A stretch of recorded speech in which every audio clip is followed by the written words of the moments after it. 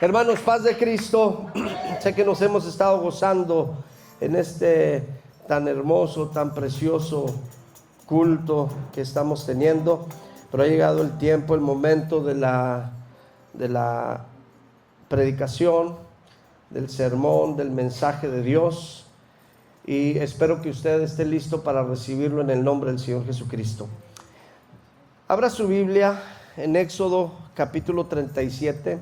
Vamos a leer algunos pasajes bíblicos para poder llegar al propósito donde quiero llegar en esta predicación que el Señor nos ha dado. Y vamos a leerlo del capítulo 37 de Éxodo, versículo 1 al 9. Dice la palabra de Dios. Hemos titulado este sermón del lugar santo al lugar santísimo, la segunda parte de el tema que había presentado la vez pasada. Dice: hizo también Bezaleel el arca de madera de acacia. Su longitud era de 2 codos y medio, su anchura de codo y medio, y de altura de codo y medio. Y la cubrió de oro puro por dentro y por fuera, y le hizo una cornisa de oro en derredor. Además fundió para ella 4 anillos de oro a sus 4 esquinas, en un lado 2 anillos y en otro lado 2 anillos. Hizo también varas de madera de acacia y las cubrió de oro. Y metió las varas por los anillos a los lados del arca para llevar el arca. E hizo asimismo el propiciatorio de oro puro, su longitud de 2 codos y medio y su anchura de codo y medio.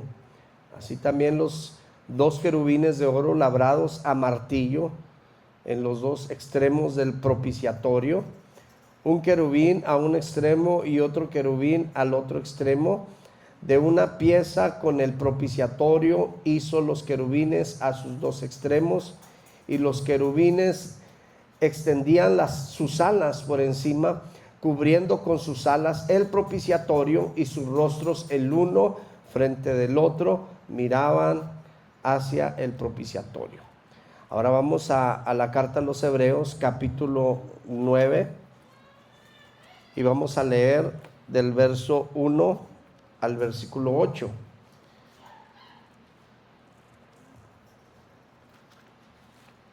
Dice: ahora bien, aún el primer pacto tenía ordenanzas de culto y un santuario terrenal, porque el tabernáculo estaba dispuesto así.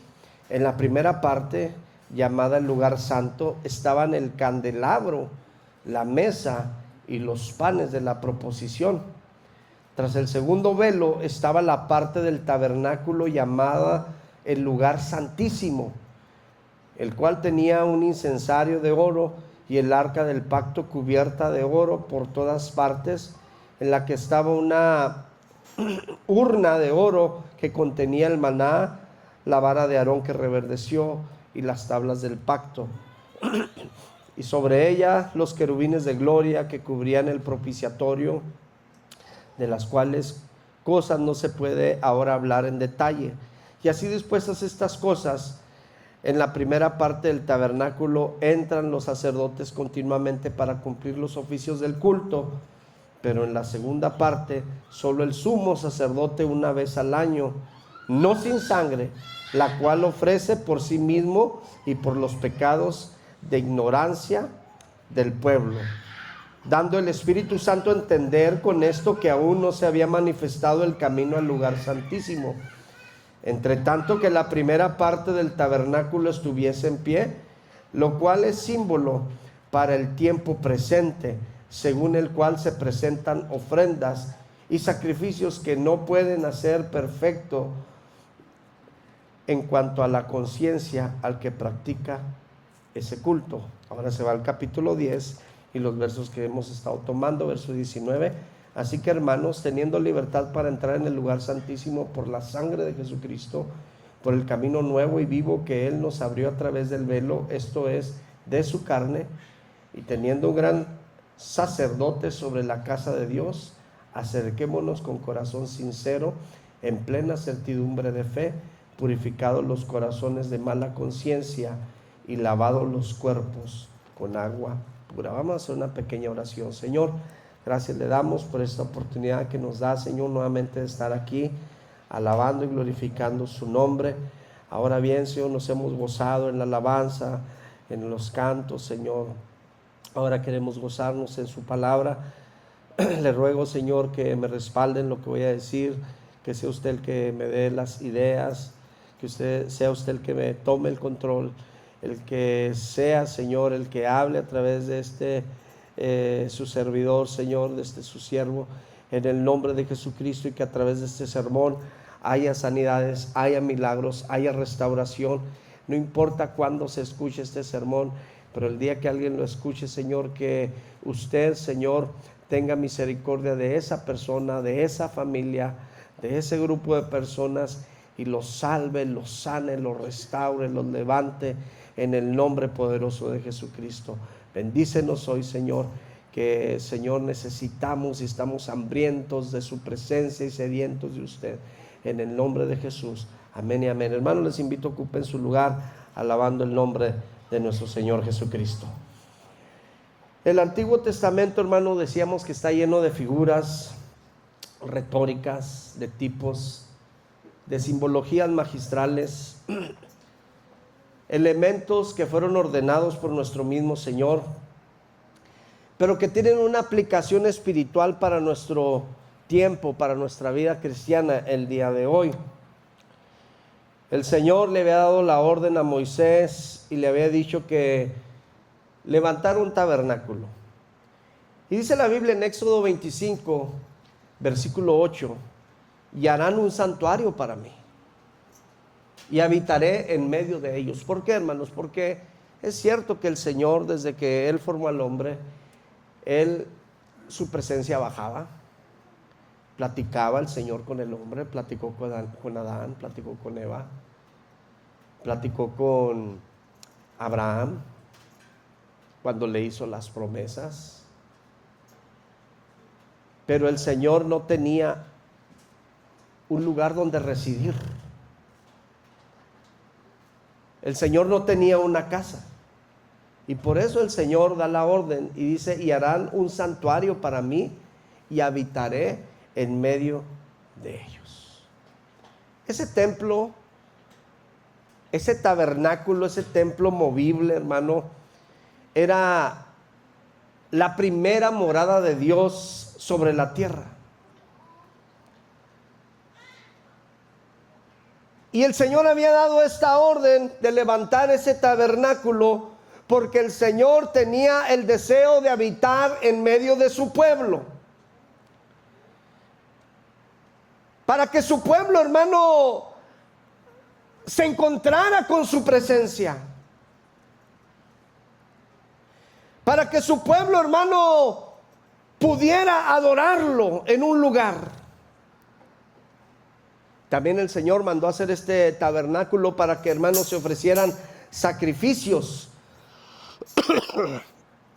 para perdón de pecados, sacrificios para acción de gracias y sacrificios para poder tener comunión con Dios.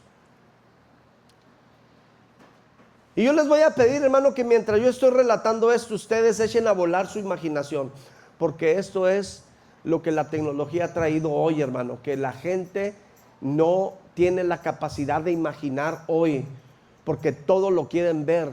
La gente se la pasa mirando y mirando, y si no mira, no aprende. Por eso es bueno a veces leer también libros, por eso es bueno también leer la palabra de Dios, porque de esta manera uno, hermano, echa a volar la imaginación. Y yo quiero invitarles que en su mente hagan un diseño, un dibujo de cómo estaba distribuido este tabernáculo que el Señor mandó se levantara. La Biblia dice que el atrio, hermano, tenía un área de 100 codos por 50 codos. 100 codos de largo, 50 codos de ancho. Esa era el área del atrio. Y en esa área del atrio, hermano, se encontraba la puerta principal, que estaba al oriente, de la cual hablábamos la única entrada que era muy ancha, para que todo aquel que quisiera buscar la presencia de Dios tuviera acceso a ella. Y en ese atrio, hermanos, se encontraba el altar de bronce, y más adelante se encontraba la fuente de bronce también.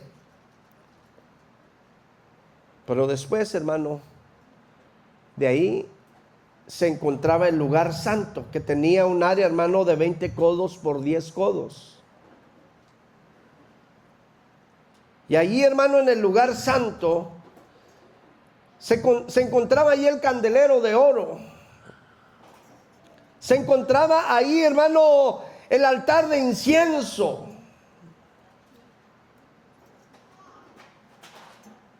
Pero más adelante, hermano, estaba también, hermano, el lugar santísimo,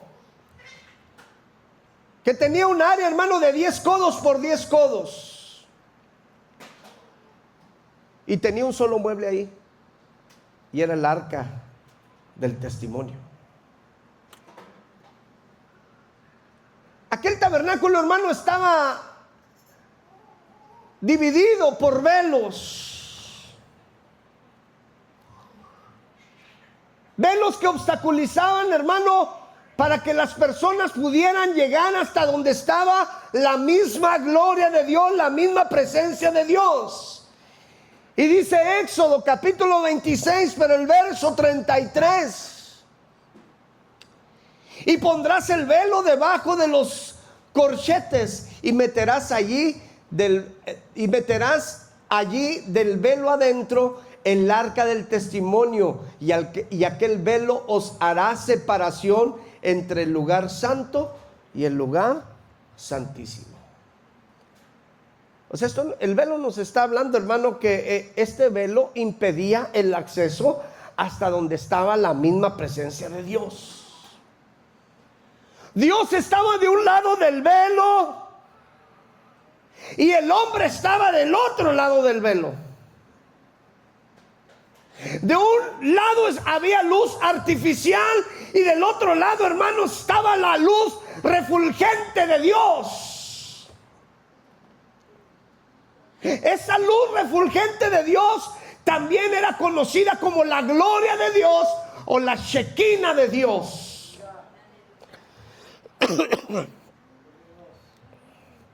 Así que usted y yo, hermano, no somos salvos porque Cristo vivió y tuvo un ministerio terrenal aquí en la tierra. Usted y yo somos salvos, hermano, porque Cristo murió por usted y por mí.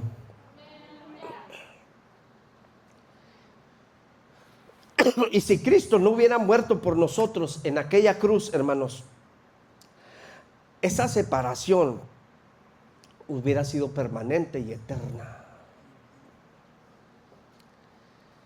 Pero cuando el Señor Jesucristo expiró en aquella cruz, aquel velo, hermano, tan sagrado, fue roto de arriba abajo. Y dice la Biblia que ahora tenemos acceso hasta su presencia. Porque ese velo, hermano, excluía al hombre. Sí había acceso para el lugar santísimo, hermano. Pero, hermano, no era por medio de la alabanza aquel acceso. Tampoco podían acceder los hombres a causa de la oración que ellos elevaran a Dios. Tampoco se podía acceder por las buenas obras, ni por los diezmos, ni por las ofrendas monetarias o en especie, sino que podían tener acceso hasta el lugar santísimo, hermano, por un sacrificio sustituto y la sangre. Y la sangre. Y ya después, hermano, de que el sumo sacerdote tomaba la sangre de aquel animal sacrificado, la tomaba en un lebrillo y metía su dedo en aquella sangre y rociaba, hermano, el velo para poder accesar al lugar santísimo. Era entonces que él podía entrar al lugar santísimo una sola vez al año. Y cuando, hermano, se hacía aquel culto tan especial, donde se sacrificaba aquel animal y donde era derramada la sangre, el pueblo estaba a la expectativa en el atrio, esperando que el sacerdote, el sumo sacerdote, saliera del lugar santísimo. Estaban todos, hermanos, a la expectativa. Porque si no salía es porque había muerto en la misma presencia de Dios. Porque el Señor había hallado en él algún pecado oculto. Pero, hermano, cuando el sumo sacerdote salía del lugar santísimo y pasaba el lugar santo y salía del lugar santo al atrio, la gente, hermano, gritaba y había gran ovación porque Dios había perdonado el pecado de su pueblo.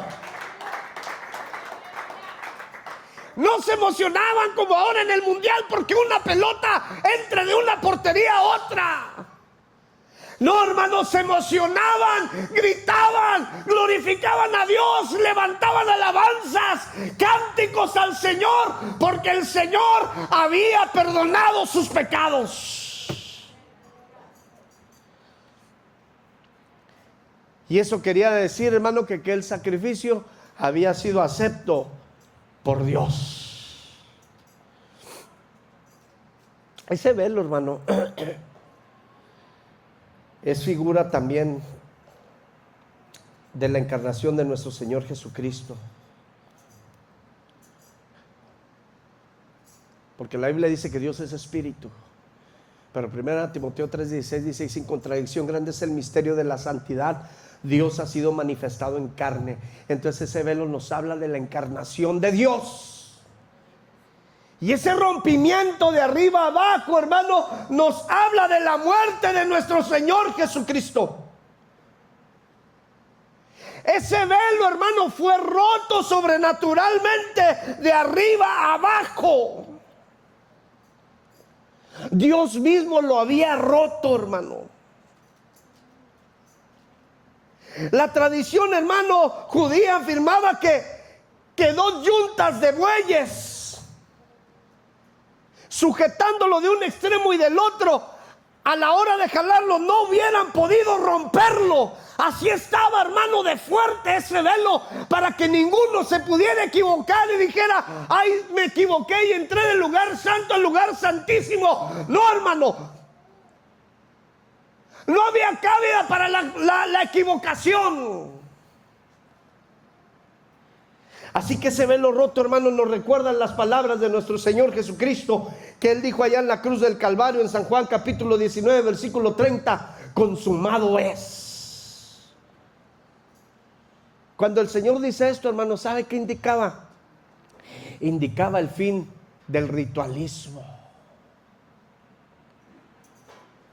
Por eso escribe el apóstol Pablo a los hermanos de Colosas en el capítulo 2, en el versículo 14, en la versión, la antigua Reina Valera, dice: rayendo la cédula de los ritos que nos era contraria, o anulando el acta de los decretos que había sido contra nosotros. Esta es otra versión. A ver, pon la otra versión, hijo. Rayendo la cédula de los ritos que nos era contraria, que era contra nosotros, quitándola de en medio y enclavándola en la cruz. Versículo 15: y despojando los principados y las potestades, sacólos a la vergüenza en público, triunfando de ellos en sí mismo. ¿Cómo? Triunfando sobre ellos en la cruz del Calvario. Esa gloria de Dios que estaban de aquel lado del lugar santo al lugar santísimo, la gloria refulgente de Dios, la chequina de Dios, que estuvo escondida, hermano, por siglos tras ese velo, alabado sea el nombre del Señor, ahora estaba al alcance de todos por la fe en el Señor Jesucristo. ¡Gloria a Dios! ¿Qué metas, hermano, en el cuadro, en el sumo sacerdote entrando hasta donde estaba la misma presencia de Dios y que podía, hermano, ver la gloria de Dios, la chequina de Dios, hermano, la luz de Dios? Era el mismo Dios ahí presente, hermano, entre los humanos. Por eso somos la iglesia mística, hermano, de Cristo, porque la palabra mística quiere decir que se une lo humano con lo divino.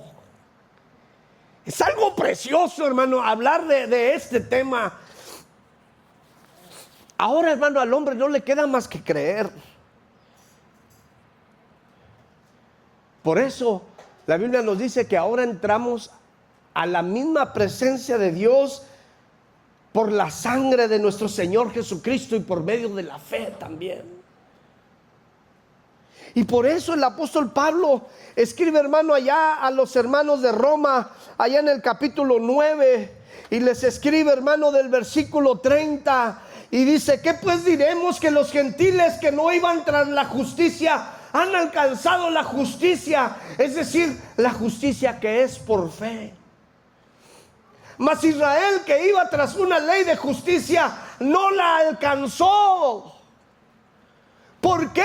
Dice él: porque iban tras ella no por fe, sino como por obras de la ley, pues tropezaron en la piedra de tropiezo, como está escrito: he aquí pongo en Sión piedra de tropiezo y roca de caída, y el que creyere en él no será avergonzado. Usted y yo, hermano, no vamos a ser nunca avergonzados. Alabado sea el nombre del Señor Jesucristo. Por eso, hermano, venimos diciendo que no podemos acomodarnos en el atrio. No podemos acomodarnos y, como dicen, hacer concha ahí en el lugar santo. Es cierto, ahí cantamos. Es cierto, ahí alabamos a Dios. Es cierto, ahí servimos al Señor con nuestros ministerios. Es cierto, hermano, que ahí, hermano, buscamos su presencia de alguna u otra manera. Sin embargo, hermano, Dios nos llama a que vayamos a algo más profundo, que vayamos hasta el lugar santísimo, al lugar de íntima comunión con Dios. Pensaba, hermano, Dios le paga a nuestro hermano Antonio Zubete, que estuvo aquí el domingo predicando, muy bonito sermón. Yo me gocé con ese sermón. Y con ciertas frases que usó tan impactantes. Porque mire, ahorita, hermano, el pueblo de Israel, ellos buscan la presencia de Dios y no la tienen. Porque el Señor dijo en su palabra: por un momento me esconderé de ustedes. Ese momento, hermano, ha durado casi 2000 años porque no quisieron aceptar a Jesús como su único y suficiente Salvador. Pero dice la palabra de Dios que usted y yo no debemos de ser arrogantes por ello, porque ese endurecimiento y esa venda que tiene Israel, el Señor se las puso para que usted y yo tuviéramos acceso al lugar santísimo y fuéramos salvos, perdonados por medio del sacrificio, la sangre de nuestro Señor Jesucristo, y vida eterna por medio de la resurrección de nuestro Señor. Y ellos se paran en el muro de los lamentos diciéndole al Señor: queremos tu presencia, manifiéstate. Y nosotros, que tenemos la presencia de Dios al alcance, no la buscamos. Es más, muchos hasta dicen: aquí me quedo en la casa, ¿qué voy un jueves al culto? A mí me gusta ir los domingos. Cuando deberíamos de buscar su presencia todos los días, hermano, todos los días. Porque el camino a la presencia del Señor está abierto. Antes estaba obstaculizado, pero cuando el Señor dijo, consumado es, y expiró, hermano, el velo se abrió y usted y yo tenemos acceso diariamente a su presencia.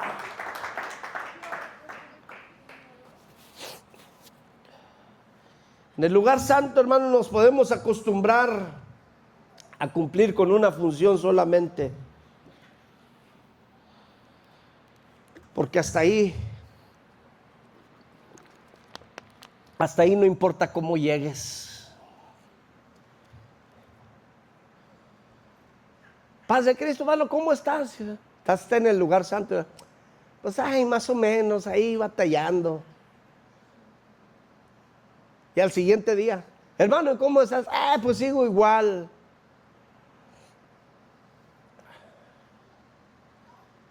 Y nos acomodamos en el lugar santo.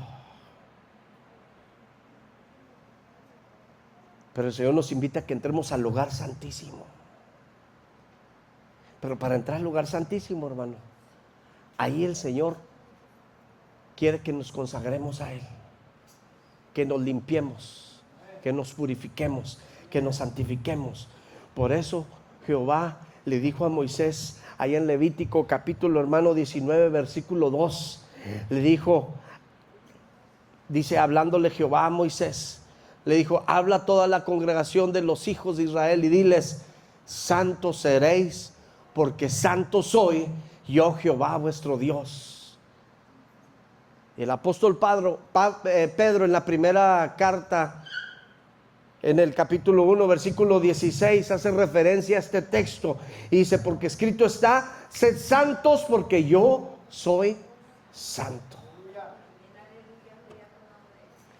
O sea que el Señor le gusta que la gente por primera vez entra al templo, entró al atrio.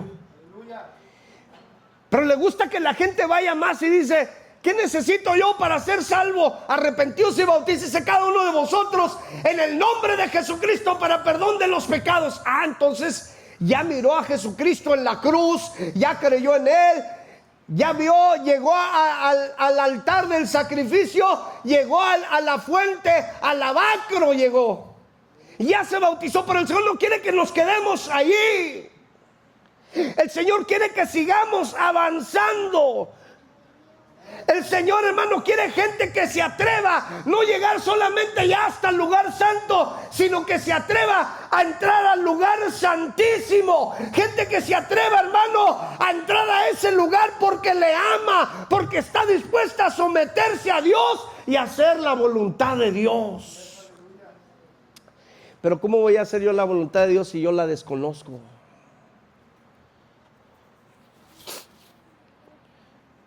Yo no estoy diciendo que el lugar santo es un lugar malo, ni el atrio, no. Pero ese no es el límite, hermano. El Señor no quiere que nos detengamos ahí. Porque existe, hermano, el riesgo de que si nos detenemos en el lugar santo, existe el riesgo de que nos conformemos. Y que digamos, ya es suficiente hasta aquí, donde yo he conocido a Dios, ya es suficiente para mí.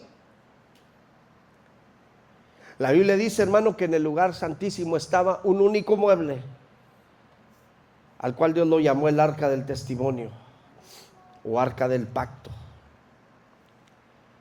Un mueble hecho de madera de acacia y cubierto de oro,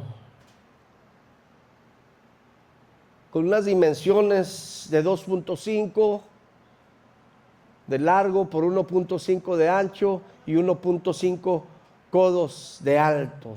Ese era el volumen de esta arca que el Señor había mandado hacer. Esa arca tenía una tapa, hermano, hecha de oro, con dos querubines viéndose de frente uno al otro, donde la misma presencia de Dios se manifestaba. Aquella tapa era llamada propiciatorio.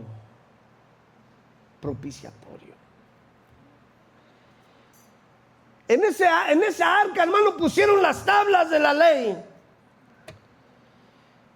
En esa arca pusieron los 10 mandamientos. En esa arca pusieron una urna de oro con maná y pusieron la vara de Aarón que había reverdecido. La madera de acacia, hermano, con la que fue hecha esta arca tiene algunas propiedades importantes. Resiste el efecto del tiempo, resiste a los insectos, porque es una madera incorruptible. Esta madera, hermano, no solamente se usó en el arca del pacto, sino también, hermano, se usó en el altar, se usó en la mesa de los panes de la proposición, ahí también se usó. Algunos historiadores, hermano, importantes hicieron mención acerca de esta madera, hermano, como Herodoto, como Flavio Josefo, por la resistencia que esta madera tenía, por su durabilidad, por su ligereza, por su dureza. Pero esta madera, hermano, no solo simboliza, como lo dije antes, la humanidad impecable de Cristo, porque el oro, hermano, de la que estaba recubierta esta arca, representaba, hermano, la deidad de nuestro Señor Jesucristo. Por eso dice la Biblia ahí en Colosenses que en Él habita toda la plenitud de la divinidad, de la deidad corporalmente hablando. Porque por un lado nos habla de la humanidad de Jesús, pero por otra parte nos habla de la deidad de nuestro Señor Jesucristo.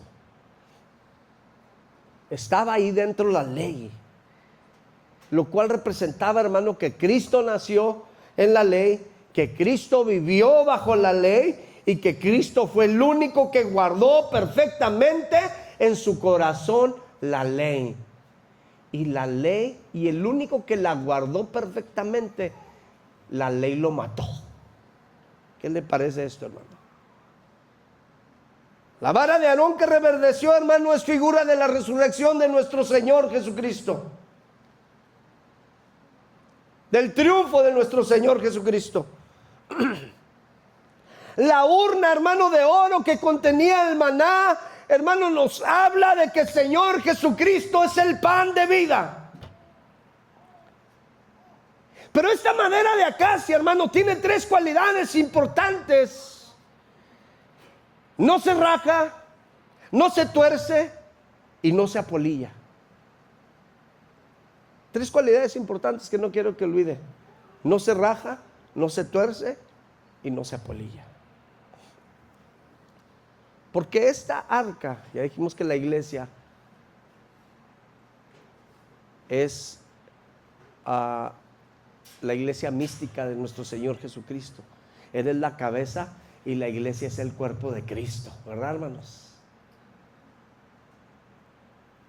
Hay una unión de entre nosotros, la iglesia, que somos seres humanos, personas, pero que somos creyentes en el Señor, lavados con la sangre de nuestro Señor Jesucristo, llenos del Espíritu Santo. Y hay una unión de esta humanidad con Dios. Y la madera de acacia también, hermano, es tipo y figura de la iglesia del Señor Jesucristo. Y el oro es el Espíritu Santo con el que la iglesia está cubierta. El Espíritu Santo que el Señor pone sobre nosotros. Y esto me hace pensar en lo siguiente, porque estamos hablando que la madera de acacia tiene la cualidad que no se raja. Y me hace pensar en aquellos cristianos, hermano, que a pesar de que ha pasado el tiempo y ellos, hermano, han pasado por muchas situaciones en el evangelio, ellos permanecen fieles al Señor y no se rajan y no se hacen para atrás. A pesar de los problemas, a pesar de las adversidades, a pesar, hermano, de las enfermedades, a pesar de las persecuciones, a pesar de las cárceles, hermanos que siguen adelante y no se rajan. Y hay otros, hermanos, que yo creo que están hechos de madera de aserrín, porque al primer problema ya no los vemos en la iglesia. Se bautizaron y pura emoción, puro aglomerado. Y a mí me recuerda, hermano, esta madera de acacia, el apóstol Pablo, que desde que conoció al Señor Jesucristo, a él no le importó morir por causa del Señor Jesucristo. Él no tuvo miedo, hermano, a las amenazas. Él predicaba en todos los lugares. A pesar, hermano, de la oposición, él predicaba al Señor Jesucristo. Casta de hombre. Al igual, hermano, que aquel toro al salir al ruedo, hermano, y se enfrenta a aquel grejonero que viene con su caballo y que viene con una lanza a picarlo para hacerle daño y hacerlo enojar. Y aunque el grejonero le hace daño, el toro, hermano, embiste con más fuerza, con más ímpetu, sabiendo que va a ser dañado.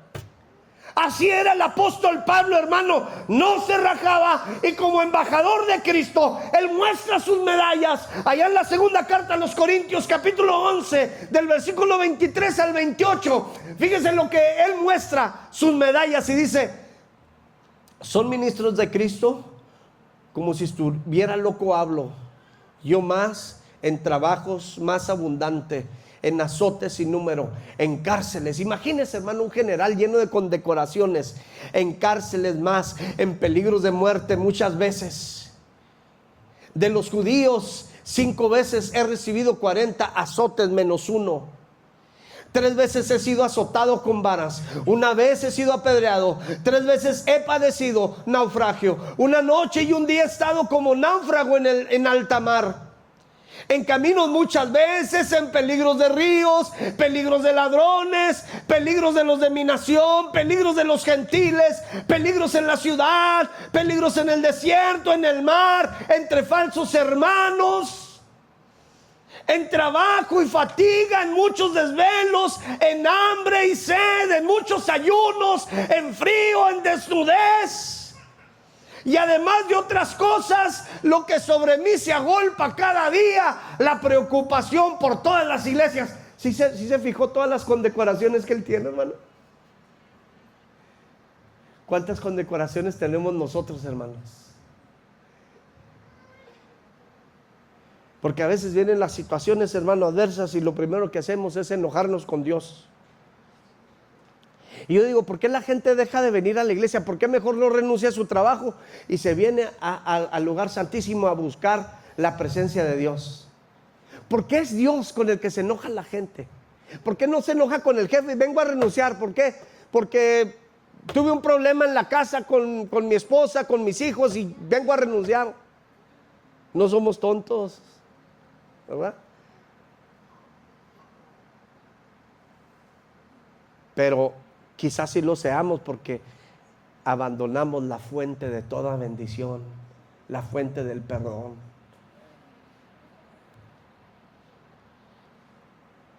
Ya casi termino, hermanos. Y a pesar de todo lo que sufrió el apóstol Pablo, hermano, todo lo que padeció, él oraba y agarraba más fuerza. Y dicen los historiadores que cuando estaba preso, hermano, él le hablaba a los presos de Cristo, le hablaba a los guardias, y se convertían los presos a Cristo y se convertían los guardias. Todo el mundo ahí en la cárcel se estaba haciendo cristiano.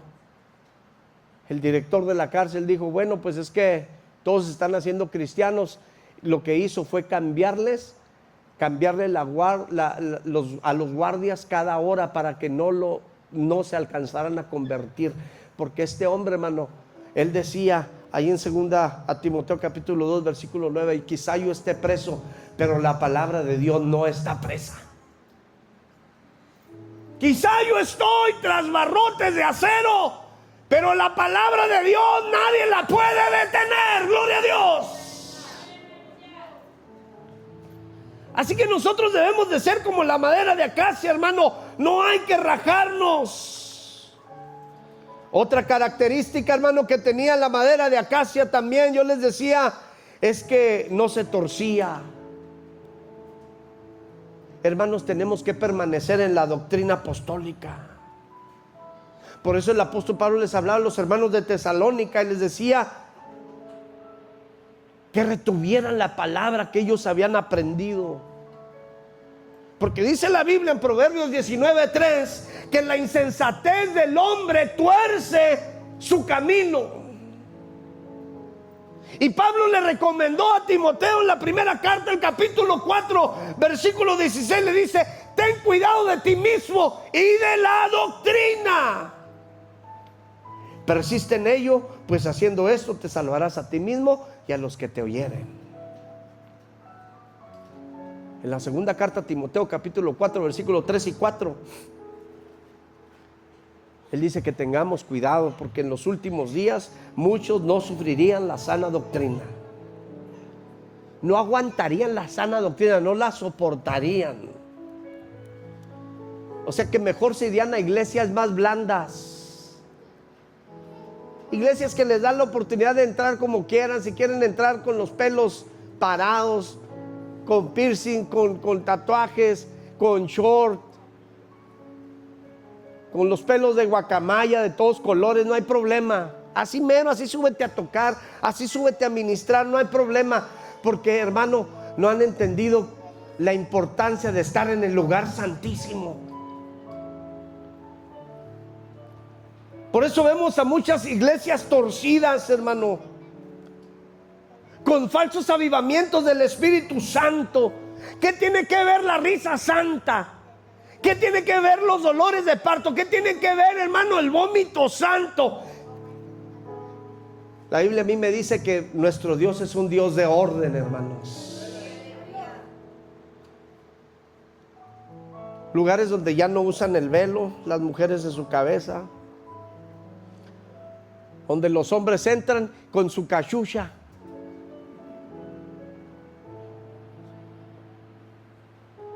Otros pasando por alto las normas apostólicas, las normas paulinas que norman la vestimenta de un hijo de Dios, de una hija de Dios,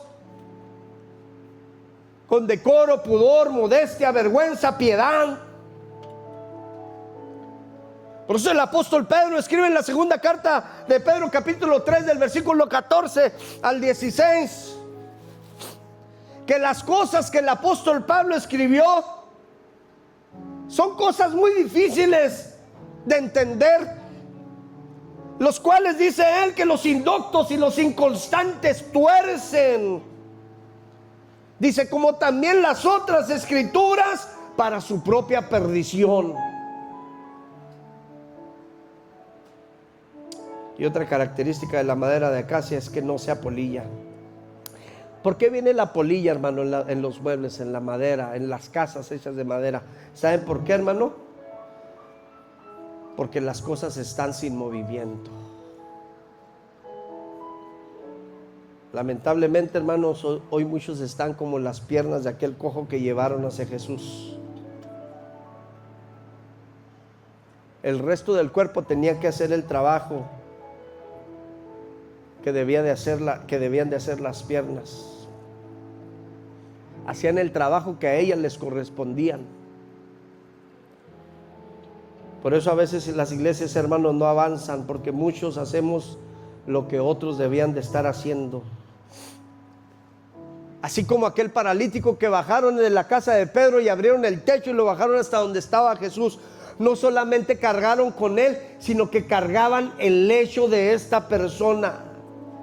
Pero cuando el Señor Jesucristo lo perdona, lo restaura no solamente su interior, sino restaura su cuerpo, le dice: levántate, toma tu lecho y vete a tu casa. Esas piernas, hermano, que nunca habían hecho su trabajo, ahora, hermano, lo estaban haciendo.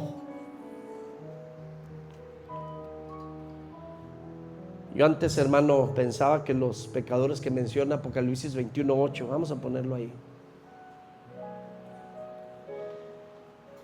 los cobardes, los incrédulos, los abominables, los homicidas, los fornicarios, los hechiceros, los idólatras, los mentirosos, yo pensé que ellos eran los únicos que iban a ir al lago de fuego ardiendo. Pero escudriñando las escrituras, hermano, en San Mateo 25:30, dijo el Señor también agregando algo. Dice: y al siervo inútil echadle en las tinieblas de afuera, allí será el lloro y el crujir de dientes. Tengamos cuidado de que el Señor nos haya dado talentos y los escondamos bajo tierra, porque un día vamos a estar delante de su presencia y vamos a ser juzgados por lo que hicimos o por lo que dejamos de hacer o por lo que no hicimos. Uno de los peores enemigos, hermanos, para el crecimiento espiritual de una hija de Dios, de un hijo de Dios, de un cristiano, de una cristiana, es el estancamiento espiritual y el conformismo. Llegar al lugar santo y decir, de aquí soy. El conformismo espiritual es cuando nos sentimos satisfechos, completos, y nos creemos sabedores de todo, como si yo hubiéramos escudriñado todo lo profundo de Dios. Y llegamos a decir, lo que yo conozco de Dios para mí ya me es suficiente. Ya creí en Él, ya me bauticé en el nombre de Jesucristo, ya mi nombre está escrito en el libro de la vida, ya he sido perdonado por el Señor, ya tengo vida eterna gracias al Señor, conozco a Jesús, conozco el Evangelio, y eso me basta y es suficiente. Pero debemos de entender, hermano, que hay mucho de Dios que nos falta de conocer. Dios todavía tiene grandes experiencias preparadas para usted y para mí. Dios tiene grandes experiencias preparadas para la iglesia del Señor. Así que lo mejor de Dios, hermanos, está por venir, siempre y cuando nos atrevamos a entrar hasta el lugar santísimo. Así que no hay que detenernos, hermano, en el atrio. No te detengas en el lugar santo. Vamos todos juntos a avanzar hasta el lugar santísimo, donde está la gloria de Dios, la Shekinah de Dios. Yo pregunto, ¿cuántos se atreven a entrar a este lugar? ¿Te gustaría atreverte? ¿Te gustaría atreverte? ¿Te gustaría salir de una monotonía? A mí me gustaría que todos sintiéramos esa necesidad de conocer más de Dios y salir de la monotonía y venir a este lugar y que la misma gloria de Dios se manifestara aquí en este lugar. Y salir, hermano, cada día transformados y cada día parecernos más al Señor Jesucristo.